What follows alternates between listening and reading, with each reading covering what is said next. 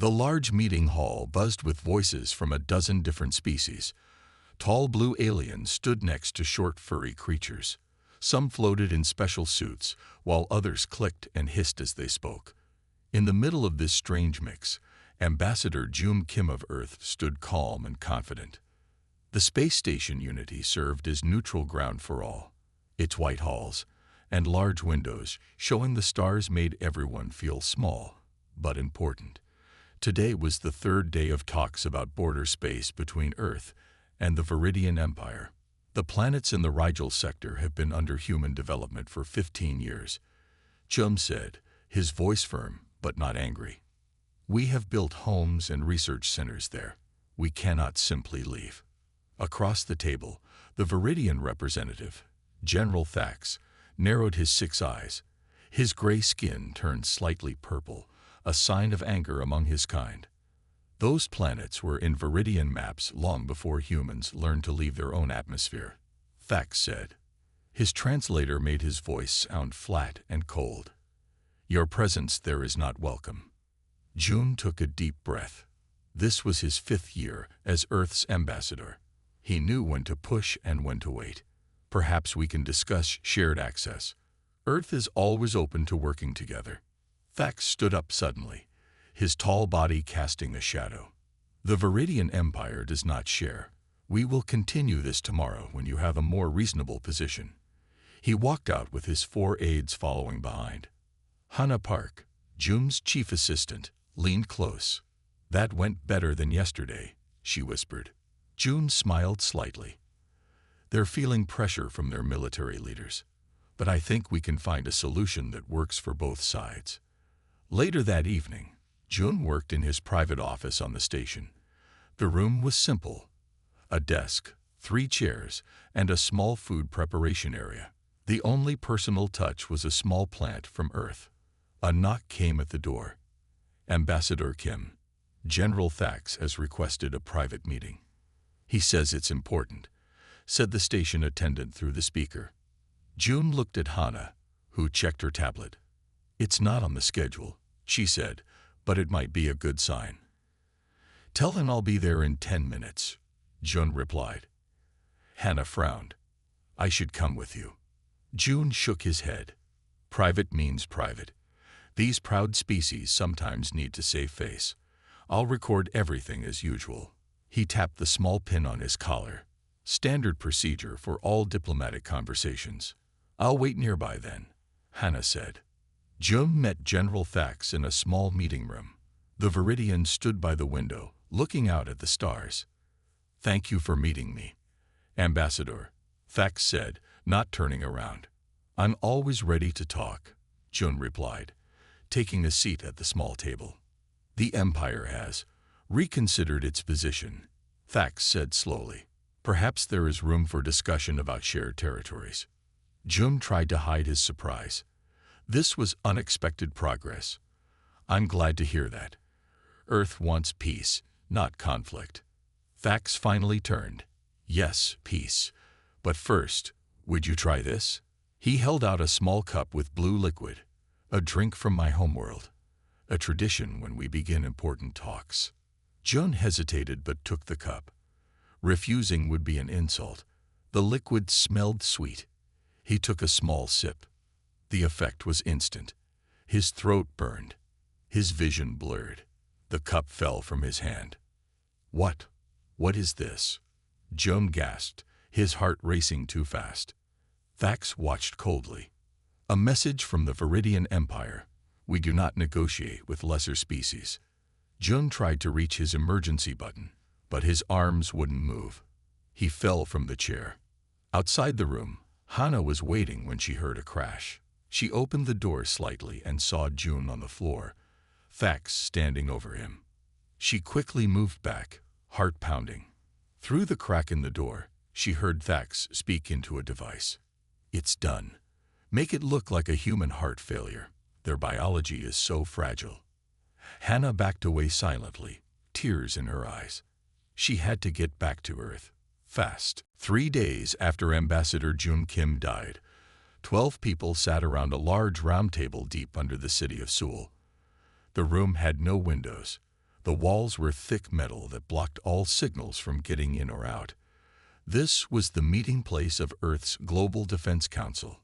Hannah Park stood before them, her eyes red from crying and lack of sleep. On the large screen behind her played a video from June's collar pin. They all watched as General Thax handed the cup to June. They saw their ambassador fall to the floor. "The official report says he died of heart failure," said Director Min, the head of the council. "The Viridians are calling it a sad accident." "It was murder," Hannah said, her voice shaking. "I saw it happen. I heard what Thax said afterward." The room was quiet for a moment. Then a tall man with gray hair spoke up. "What do the Viridians think you know?" he asked. "Nothing, Commander Lee," Hannah replied. "I left the station quietly on the first ship to Earth. I said I was too upset about my boss's death to stay." Commander Jai-Ho Lee nodded slowly. He was the head of Earth's Special Operations Division, a man few people ever saw in person. "The Viridian Empire is watching for our response," said Admiral Kang, the oldest person in the room. "They expect us to be angry, to make threats, or to back down in fear." "We should send warships," said General Yoon, hitting the table with his fist. "Show them humans will not be pushed around." Director Min raised her hand for quiet. "If we send ships, they will send more ships. They have a bigger fleet. We are not ready for open war." "But we cannot do nothing," said the woman who led Earth's colonies. "Our people will think we are weak. The Viridians will take more from us next time." Commander Lee, who had been silent, finally spoke again. "There is another way, a way they will not expect." All eyes turned to him. "Protocol Phantom," he said quietly. The room became very still. Some of the leaders looked confused, but others looked worried. "That program is still experimental," said Admiral Kang. "My team is ready," Commander Lee replied. "We have been preparing for 5 years." Director Min looked at each person around the table. Protocol Phantom would be a serious step. Once started, we cannot easily stop it. "What is Protocol Phantom?" Hannah asked, confused. No one answered her directly. Instead, Director Min asked, "Commander Lee, if we approve this, how soon can you begin?" 24 hours, he replied. "My people are already on standby." "And the Viridians will know it was us?" asked General Yoon. A small smile crossed Commander Lee's face. "They will suspect, but they will never prove it. That is the point of Phantom." Director Min nodded slowly. "We will vote." One by one, they pressed buttons on the table in front of them. When they finished, she looked at the result and took a deep breath. "Commander Lee, Protocol Phantom is approved. You have full authorization." He stood up. "I'll need Ms. Park to come with me. Her knowledge of the Viridians will be useful." Hannah followed Commander Lee out of the room, her mind racing with questions. They walked down a long hallway to an elevator that required Lee's handprint to open. "Where are we going?" she asked as the elevator began to drop deep underground. "To meet the ghosts," he replied. The elevator opened to reveal a massive underground complex. People in black uniforms moved quickly between rooms filled with strange equipment Hannah had never seen before. "What is this place?" she whispered. Commander Lee turned to her, his face serious. "The Viridians think they know what humans are capable of. They are wrong. They killed our ambassador and expect us to react like every other species they have bullied, with either open warfare or submission." He pointed to a large room where men and women were putting on what looked like special suits. "But we have a third option. The Viridians are about to learn that humans can be something much worse than an enemy." "What?" Hannah asked. "A nightmare they can't wake up from." The Viridian capital city shone with bright lights. Tall buildings with sharp points reached toward the purple sky. In the center of the city stood the Imperial Tower, home to the highest leaders of the Viridian Empire. High Commander Vexur looked out over the city from his office at the top of the tower. His gray skin had a healthy blue tint today, a sign of pleasure among his kind. "General Thax, enter," he called without turning around. The doors slid open. Fax walked in and bowed low. "High Commander, you wished to see me." Vexor turned, all 6 eyes focusing on Fax. "You have done well. The human ambassador's removal was clean. Their government has made no accusations." "Thank you, High Commander," Fax said. "The humans are weak. They know they cannot challenge us." Vexor walked to a large table that showed a map of the stars. He waved his hand, and the map zoomed in to show the border between Viridian and Earth space. "Our intelligence reports show no unusual movement of human ships," he said. "No military alerts, no angry messages from their leaders. They act as if their ambassador simply had bad luck." "As we expected," Fax replied. "Humans talk about peace and cooperation, but when faced with true power, they hide." Vexor made a sound that was the Viridian version of a laugh. "I am promoting you to High General, Fax. You will lead our next push into their territory." Fax's eyes widened in surprise and pleasure. "I am honored, High Commander. The ceremony will be tonight. All important officials will attend." Vexor looked back at the map. "Within 1 cycle, we will take the Rigel sector completely. The humans will learn their place in our galaxy." Later that day, in a busy market area of the capital, a human man named Dae Sung Kang took pictures of Viridian buildings. He wore the special breathing mask all humans needed on the Viridian planet. Around his neck hung a tourist pass. A Viridian security officer approached him. "Human, why are you here?" Dae Sung bowed respectfully. "I am a student of architecture. Your buildings are famous across the galaxy. I have permission to visit for the cultural festival." He held up his pass. The officer checked it and grunted. "Stay in public areas only. The Imperial District is closed to off-worlders tonight." "Of course, sir," Dae Sung said with another bow. "I would never break your rules." As the officer walked away, Dae Sung took more pictures. But his camera was doing more than taking pictures. It was scanning and mapping the city's security systems. Dae Sung touched his ear, activating a comm unit hidden inside his hearing aid. Tourist activity normal. Security increased around Imperial Tower. Celebration confirmed for tonight. A voice replied in his ear, so quiet only he could hear it.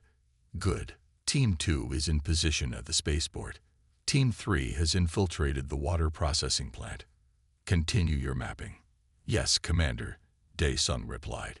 He put his camera away and walked toward a food market. To anyone watching, he looked like a curious human tourist trying local foods. No one noticed that his simple watch was collecting data on every Viridian who passed by. That night, the grand hall of the Imperial Tower filled with important Viridians. Military officers in shiny armor stood tall. Government officials wore their ceremonial robes. High Commander Vexor sat on an elevated chair, watching as Fax walked up to receive his new rank. "The humans have shown their weakness," Vexor announced to the crowd. "They do not even protest the death of their representative.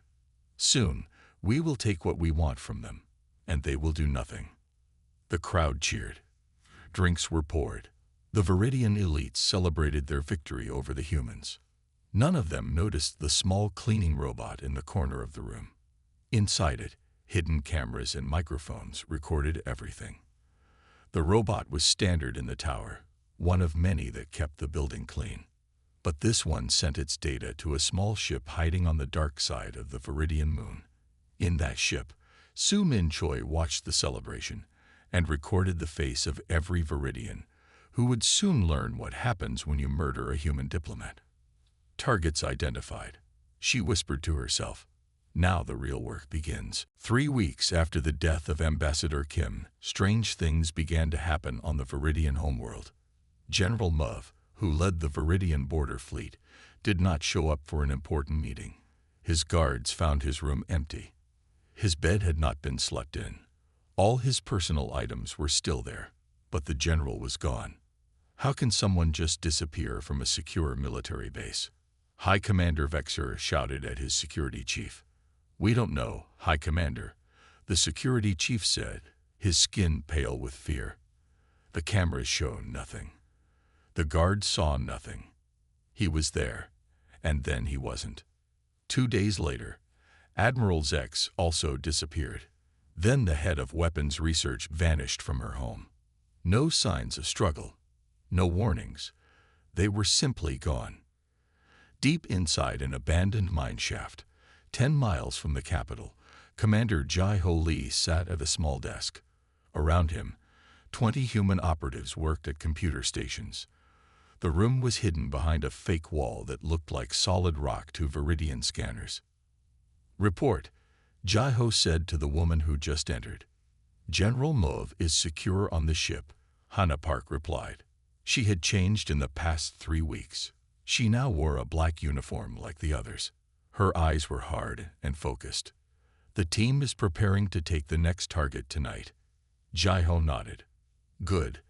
And the defense systems?" Another operative looked up from his screen. "Operation Blackout is ready. We can shut down power to any Viridian military base for exactly 6 minutes. Not long enough for them to panic, but enough time for our people to move." "Start it tonight," Jai-Ho ordered. "Focus on their central command center first." High General Thax was reviewing security reports when his screen suddenly went dark. The lights in the room flickered and died. Emergency lights came on, giving the room a red glow. "What's happening?" he demanded. "Power failure, sir," a tech officer reported. "Backup systems are coming online now." 6 minutes later, the power returned. Everything seemed normal. "Run a full system check," Thax ordered. The tech officers worked quickly. "All systems normal, sir. It appears to be a simple power surge." Thax wasn't convinced. "Increase security patrols. Something doesn't feel right." What Thax didn't know was that during those 6 minutes, 2 humans had entered the building. They wore special suits that bent light around them, making them nearly invisible. They moved through the halls like ghosts, placing tiny devices on computer systems. These devices would not do anything yet. They would wait, silent and hidden, until the right moment. Over the next week, power failures happened at 6 different military bases. Each time, the power returned after exactly 6 minutes. Viridian engineers could find no cause. Then the communications problems started. Important messages arrived changed. Military orders were switched. One fleet was told to go left while another was told they should go right. Ships nearly crashed into each other. "Our systems have been compromised," Thax reported to High Commander Vexer. "We are finding strange devices in our computers, but we don't know who put them there or how." Vexer's skin had turned a pale gray, a sign of worry. Could it be the humans? "Impossible," Thax said quickly. "Their ships have not moved. Our spies on Earth report no military activity. Besides, humans do not have technology that could do this." As they spoke, a human woman named Sunhai walked past the door of the command room. She wore the uniform of a Viridian cleaning worker. No one looked at her twice. No one questioned why she was there. Inside her pocket was a small device that recorded every word the Viridian leaders said. Back at the hidden base, Jai-Ho listened to the recording. "They still don't suspect us," he said to Hannah. "Phase 1 is complete. Now we move to Phase 2. Divide and conquer?" Hannah asked. Jai-Ho nodded. "The Viridians trust their technology completely. Now we will use that trust against them." On the screens around them, maps showed the locations of all 20 ghost operatives. They moved through the Viridian world like shadows, never seen, never caught, but always watching, always working. The nightmare had only just begun. Dae-Sung Kang moved through the great archive of the Viridian Empire like he belonged there. His fake ID card said he was a data maintenance worker. No one looked twice at him as he walked past rows of servers that held the Viridians' most important information. He found an empty workstation in a quiet corner. His fingers moved quickly over the keyboard. On his wrist, a small device scrambled the security cameras, making them show an empty chair instead of him. "I'm in position," he whispered, his voice carried through the tiny comm unit in his ear. "Good.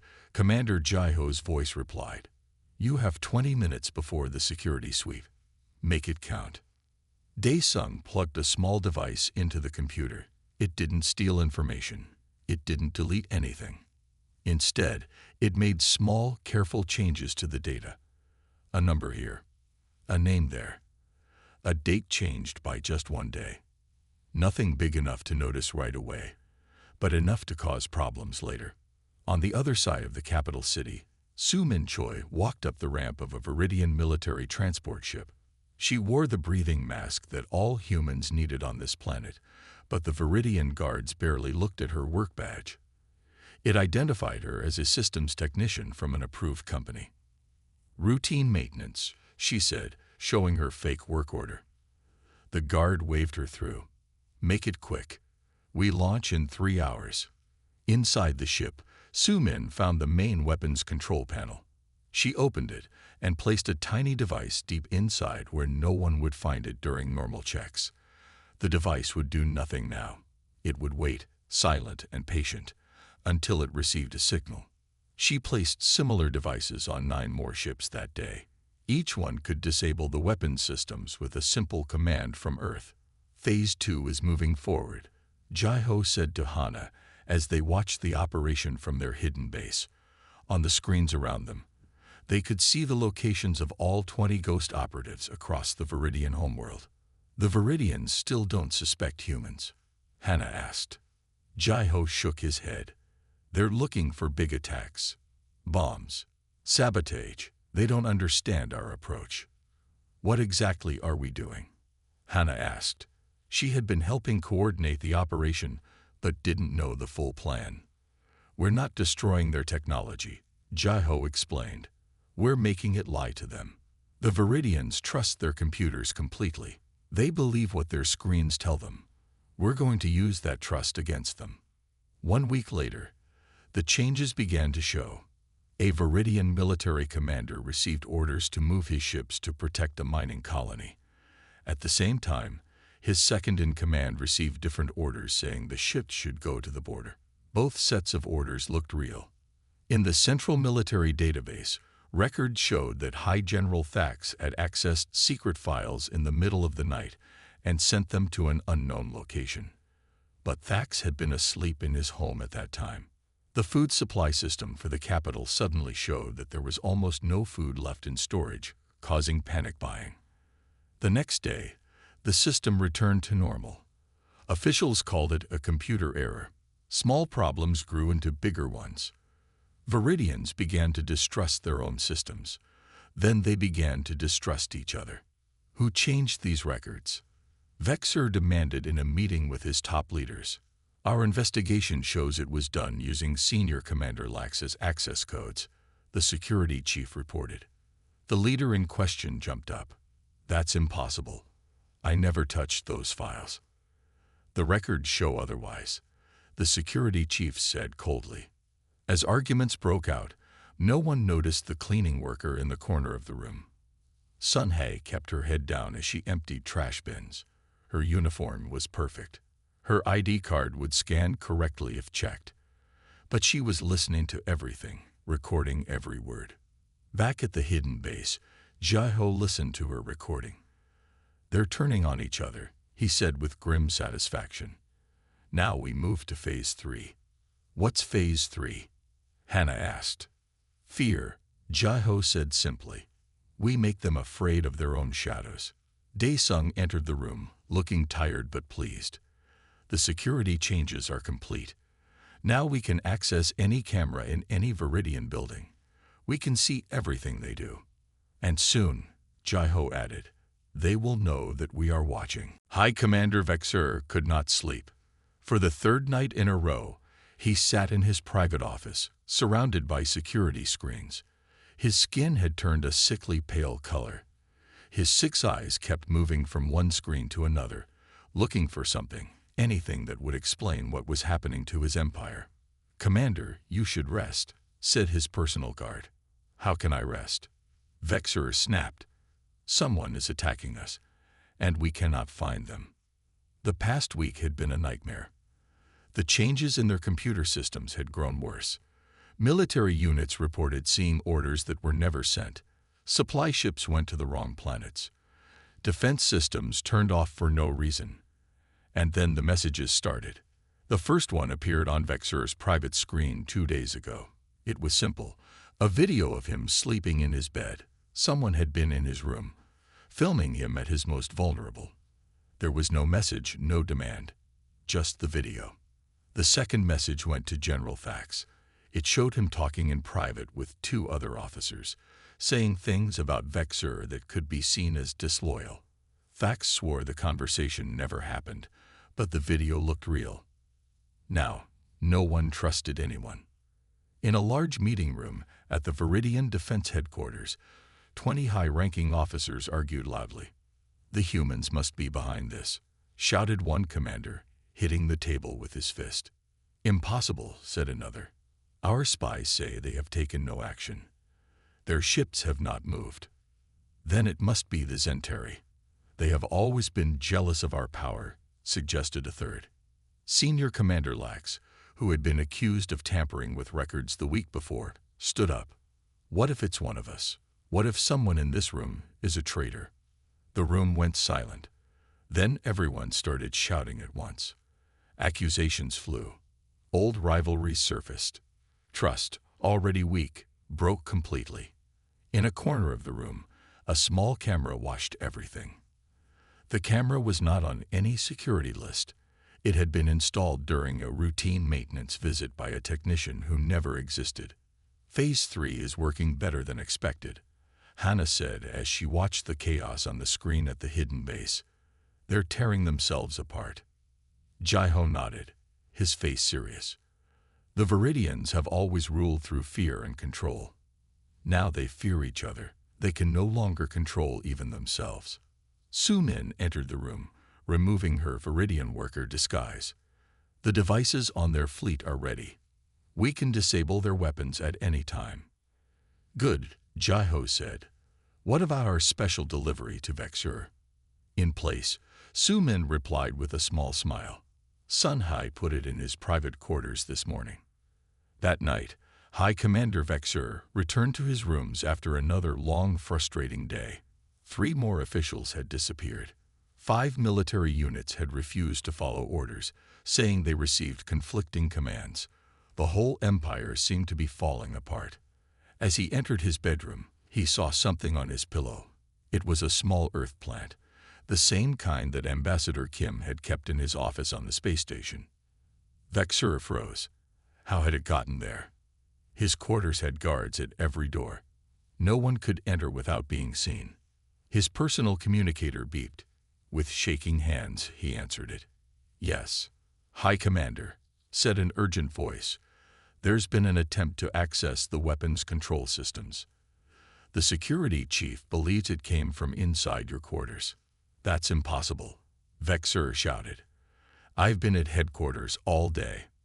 "Sir, the records clearly show."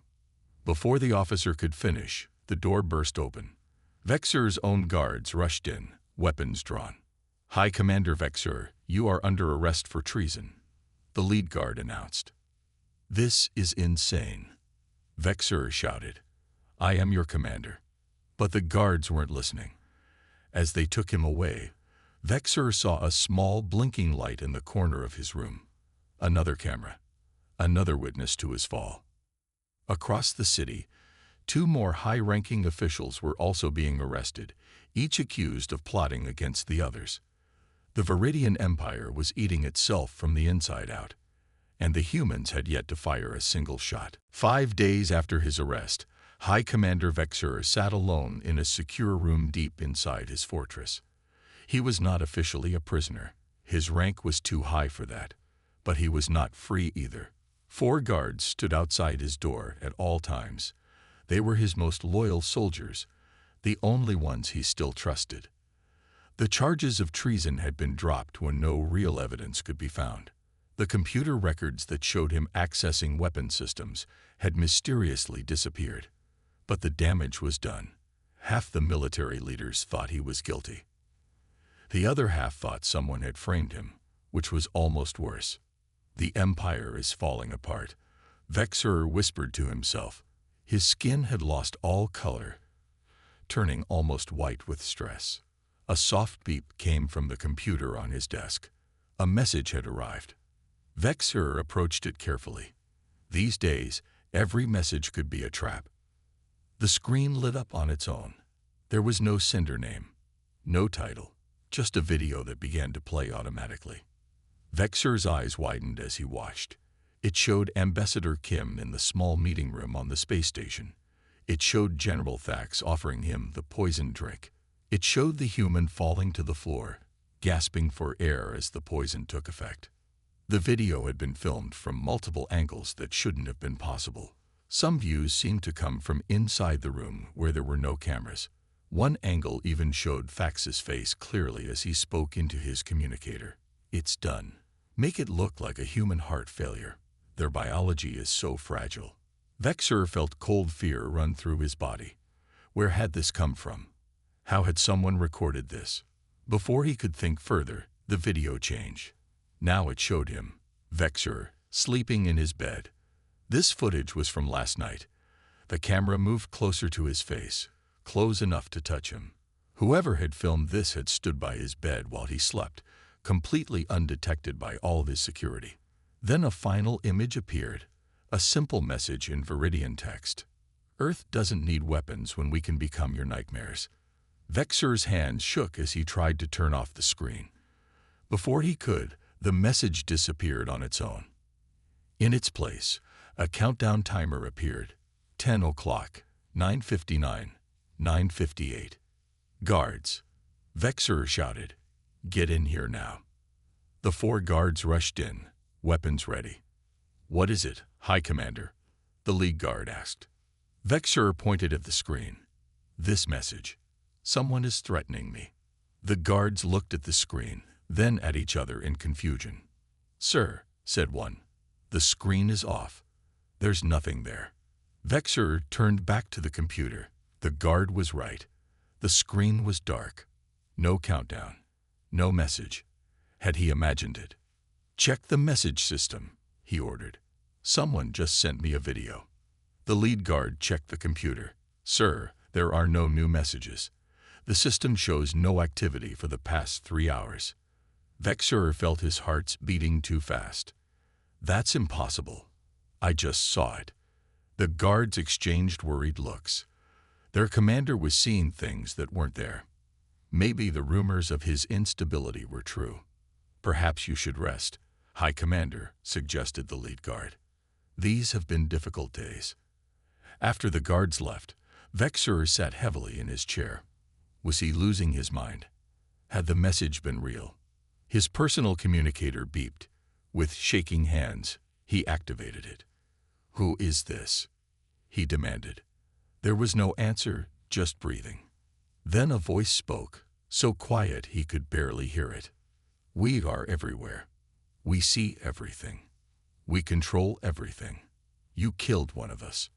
Now we are inside your empire, inside your systems, inside your mind." "Who are you?"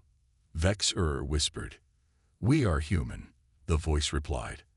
Then the connection went dead. Across the city, more Viridian leaders received similar messages. Some saw videos of themselves doing things they had no memory of. Others heard voices from empty rooms. All felt the same crawling fear. Humans were among them, unseen, untraceable, unstoppable. The nightmare had faces now, and they were human. 2 weeks after the messages began, the Viridian Empire was breaking apart. Military ships refused to follow orders, fearing they came from compromised sources. Food shipments stopped when transport captains received warnings of poisoned supplies. In the capital city, fights broke out between security forces loyal to different leaders. "It's working faster than we expected," Commander Jeho said as he and Hannah watched reports coming in from across Viridian space. "Is it time for the final step?" Hannah asked. Jeho nodded. "Send the signal." Hannah pressed a series of buttons on her control panel. All across the Viridian homeworld, the devices that Ghost operatives had planted over the past months activated at once. In the main military control center, screens suddenly showed an incoming attack fleet. Alarms blared. Officers shouted orders to prepare defenses. "Where are they coming from?" shouted the acting commander. "The Zentari border," replied an officer, pointing at the screen showing hundreds of enemy ships approaching. At the same moment, in the Zentari command center 2 star systems away, their screens also showed an attack, but these screens claimed the Viridians were invading them. Both sides scrambled their ships. Both sides believed they were under attack. In his secure room, Vexer received urgent messages from 3 different military groups. One claimed the Zentari were attacking. Another reported that rebel Viridian ships had turned against the Empire. The third insisted that Earth had finally launched a massive invasion. Which is true? He demanded of his communications officer. "We don't know, High Commander. Every system shows different information." Vexer tried to contact General Thax, who had taken command of the main fleet. The communication connected, but what Vexer saw made his blood run cold. Thax appeared to be giving orders to fire on other Viridian ships. "Thax, what are you doing?" Vexer shouted. Thax looked surprised. "High Commander, I'm defending against your attack. Your ships are firing on us." "My ships? I gave no such order." On another screen, a different commander appeared. "High Commander, we have proof that Thax is working with Earth. He must be stopped." Before Vexer could respond, yet another officer called in. "The defense systems around the capital have been activated. They're targeting our own buildings." In orbit around the Viridian homeworld, their mighty fleet had split into 3 groups. Each believed the others had turned traitor. Warning shots were fired. Then real attacks began. On the planet below, defense towers that should protect from outside threats turned their weapons toward government buildings. Power systems shut down across entire cities. Emergency broadcasts told people to hide from different enemies. Some named humans, others blamed fellow Viridians. No one knew what was real and what was false. No one knew who to trust. In their hidden base, the Ghost team monitored the chaos. They had no need to fire a single weapon. The Viridians were doing all the fighting themselves. "The outer colonies are declaring independence," reported Dae Sung. "They think the central government has collapsed. 3 neighboring species have moved ships to reclaim territories the Viridians took from them," added Sumin. "There's no resistance." Jaiho turned to Hana. "This is what happens when an empire built on fear and control loses both. They fall apart from within." "Should we reveal ourselves now?" Hana asked. "Let them know it was Earth all along." Jaiho shook his head. "Not yet. Let doubt do its final work. Some will suspect us, but they'll never be sure. That uncertainty will haunt them for generations." On the main screen, they watched as Viridian ships fired on each other, believing they were defending against traitors. The once mighty empire was tearing itself apart, and not a single human soldier had set foot on their world. "Prepare for extraction," Jaiho ordered. "Our work here is done." The ghosts began to pack up their equipment. Soon, they would disappear as silently as they had arrived, leaving nothing but chaos and doubt behind them. 6 months after the collapse of the Viridian Empire, representatives from 20 different species gathered on the same space station where Ambassador Jun Kim had been killed. The large meeting hall had been rebuilt. The stars outside the windows looked the same, but everything else had changed. Where once the Viridians had commanded fear and respect, now a small group of them sat quietly in the corner. They were led by Governor Mex, who had once managed a distant mining colony. He had never been part of the military, never been involved in the Empire's decisions. This had saved him when everything fell apart. Earth's new ambassador walked into the room with calm confidence. Hana Park wore a simple but elegant blue suit. Her eyes moved over the gathered aliens, finally resting on the Viridian delegation. If she felt satisfaction seeing them reduced to a minor power, she didn't show it. "The trade agreement discussion may begin," announced the neutral mediator. For 3 hours, they talked about shipping routes and resource sharing. The Viridians requested help rebuilding their damaged worlds. Most species agreed to provide aid, including Earth. Throughout the meeting, Hannah noticed how other species treated the humans with new caution. They were polite but careful with their words. They made sure to include Earth in every decision. No one mentioned the Viridian collapse or Earth's role in it, but everyone was thinking about it. After the meeting, Governor Mex approached Hannah in a quiet hallway. "Ambassador Park," he said with a formal bow. "May I speak with you privately?" Hannah nodded. They walked to a small meeting room, not the same one where June had died, but similar. "Earth has been generous in the rebuilding efforts," Mex said. "My people are grateful." "We want peace and cooperation," Hannah replied. "That has always been our goal." Mex was quiet for a moment.